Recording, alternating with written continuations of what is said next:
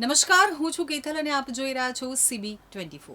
રાજકોટના ઇતિહાસમાં અત્યાર સુધીનું સૌથી મોટું ડિમોલેશન હાથ ધરવામાં આવ્યું છે. અત્યાર સુધીમાં 500 દબાણો દૂર કરાયા છે. રાજકોટ મહાનગરપાલિકાના જંગલેશ્વર વિસ્તારને 7 ઝોનમાં વહેંચવામાં આવ્યું છે. દરેક ઝોનમાં વર્ગ 1ના અધિકારી, ટેકનિક સ્ટાફ, સુપરવાઇઝર તથા ફિલ્ડ કર્મચારીઓની નિમણૂક કરવામાં આવી છે. આ ઓપરેશનમાં 64 કરતાં વધુ JCB, 90 tractor, 7 Hitachi, 50 breaker, 42 gas cutter અને 14 ડમ્પર સહિત 260થી વધુ મશીનો સાથે મનપાએ માઇક્રો પ્લાનિંગ કર્યું છે. સુરક્ષાના ભાગરૂપે 2500થી વધુ પોલીસ જવાનો અને અર્ધલશ્કરી દળો તૈનાત કરવામાં આવ્યા છે. અત્યાર સુધીમાં 1026 મકાનો લોકોએ જાતે જ ખાલી કરી દીધા છે, જ્યારે બાકીની કામગીરી ઉપર 25 ડ્રોન કેમેરા અને 30 વોકી-ટોકી સેટ દ્વારા ચાંપતી નજર રાખવામાં આવી રહી છે. મેગા ડિમોલેશન માટે મહાનગરપાલિકા દ્વારા વિશેષ કંટ્રોલ રૂમ પણ સ્થાપિત કરવામાં આવ્યો છે, જ્યાંથી મનપા કમિશનર તુષાર સુમેરા સમગ્ર કામગીરીનું સતત મોનિટરિંગ કરી રહ્યા છે. સવારે 7 વાગ્યાથી શેઠ હાઈસ્કૂલ ખાતેથી વિવિધ ટીમો રવાના કરવામાં આવી હતી. આ ઓપરેશનમાં 1130થી વધુ સ્ટાફ તૈનાત છે. શહેરના તમામ IAS તથા IPS અધિકારીઓ આ કાર્યવાહી ઉપર સીધી દેખરેખ રાખી રહ્યા છે. જુદી જુદી 7 ટીમની અધ્યક્ષતા 4 સિટી એન્જિનિયરોને સોંપવામાં આવી છે, જેમની આગેવાનીમાં બુલડોઝર દ્વારા ડિમોલેશનની પ્રક્રિયા હાથ ધરવામાં આવી રહી છે.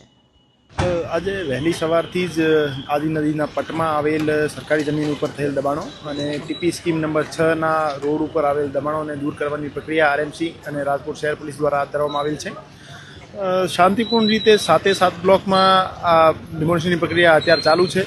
માનનીય CP સર અને એડિશનલ CP સર દ્વારા આખા એરિયાનો નિરીક્ષણ કરવામાં આવેલ હતું અને તમામ પોલીસની ટીમોની બ્રીફિંગ કરવામાં આવેલ હતી. અને આપ સૌને જણાવવા માગું છું કે વગર કોઈ ઘર્ષણના અને વગર કોઈ અનટોવર્ડ ઇન્સિડન્ટના બનાવ બન્યા વગર જ આ શાંતિપૂર્ણ રીતે અત્યારે ડિમોલિશન ચાલુ છે. અને અમે છેલ્લા ઘણા દિવસોથી તમામ જે દબાણકર્તાઓ છે એમને નોટિસ આપીને એમને સમજાવવાની પ્રક્રિયા હાથ ધરતા હતા. એના કારણે જ મોટાભાગના જે દબાણો છે એ પોતાની રીતે માણસોએ હટાવી લીધા છે, સેલ્ફ ડિમોલિશન કરી લીધા છે.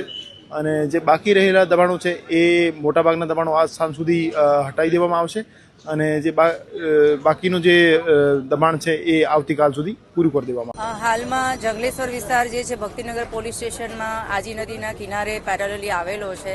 એમાં ટીપી રોડ અને આઈડેન્ટિફાઈડ જે રાજકોટ મ્યુનિસિપલ કોર્પોરેશન દ્વારા ડિમોલિશનની આખી પ્રોસેસ ચાલી રહી છે.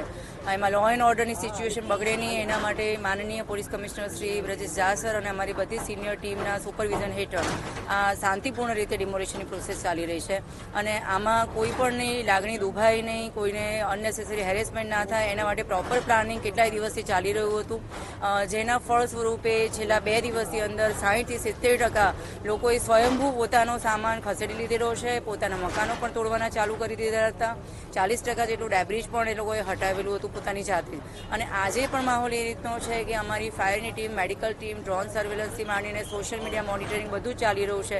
પરંતુ કોઈ જગ્યાએ કોઈ રેઝિસ્ટ કર્યું હોય, અનનેસેસરી ખલેલ પહોંચાડી હોય એવા કોઈ બનાવો બનેલા નથી. કેટલાક શંકાસ્પદ લોકોની જે ડિટેન કરવામાં આવી છે, જે શંકાસ્પદ એવું લાગતું હોય કે જે આખી સમગ્ર પ્રોસેસ જે છે એમાં ભડકાવનારું બયાન આપી શકે એમ છે અથવા તો જે આખી શાંતિપૂર્ણ ચાલી રહેલી પ્રોસેસમાં કાયદો વ્યવસ્થામાં ખલેલ પહોંચાડ્યા છે એને રાતના સમયે ડિટેન કરવામાં આવેલા.